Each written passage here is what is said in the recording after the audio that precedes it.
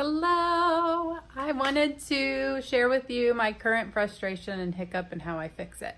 I have a Black & Decker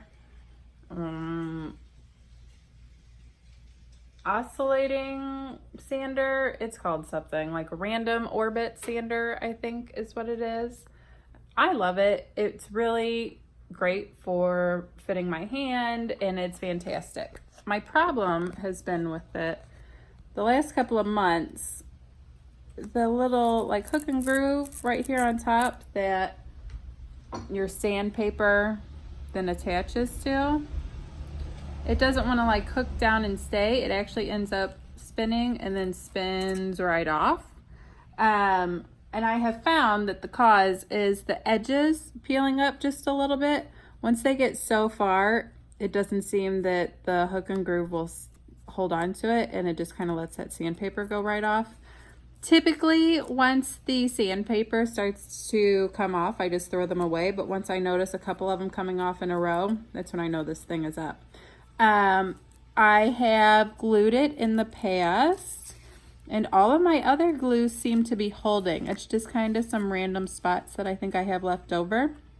So since I'm hoping these are my last spots, I wanted to show you how I fix it, and then maybe it'll help you.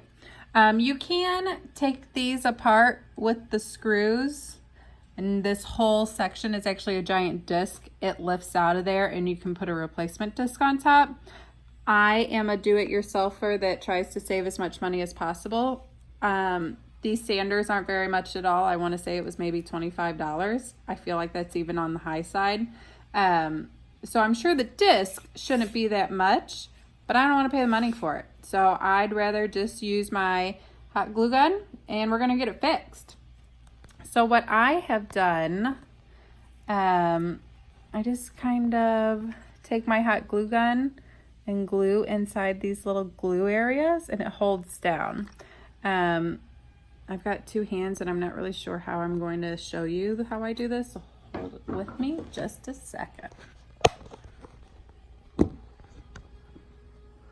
Got everything kind of set up here in my garage, and I was getting ready to do it and realized, wow, I can't show anybody how to do it if I end up fixing it. Okay, so hold on, let me unplug it. Wow. All right, unplugged. So here's a little lift.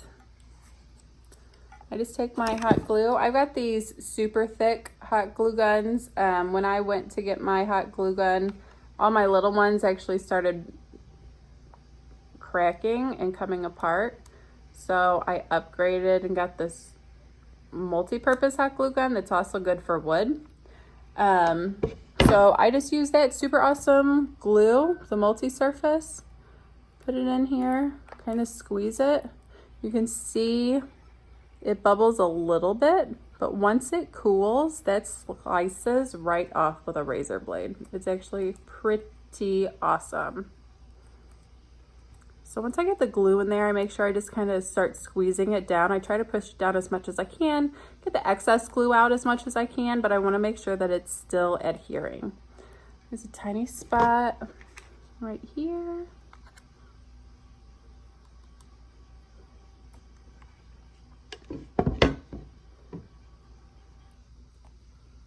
Same thing, I'm going to push it down as much as I can.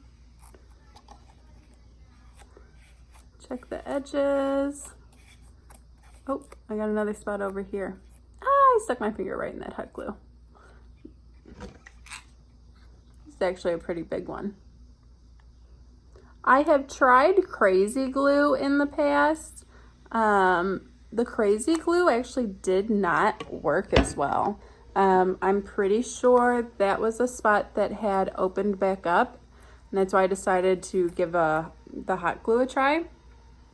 Crazy glue it didn't seem to be strong enough to hold it down. I don't know if it's the viscosity of it, like it needs to be a little bit thicker. So I use the hot glue. Much to my honey's chagrin, he'd rather just go buy a new one, but I don't want to spend the money. I do these home projects to make some side money, and I don't want to have to use that side money to turn around and just keep buying new tools. So Again, squeezed down, pushed as much as I could. I'll have a little bit of excess, but I'll peel that off and then it should work and be good to go. It shouldn't have any more problems. I hope this little tip helps you. I tried Googling what to do for it and didn't have anything, so I'm gonna put this out there and I hope it helps.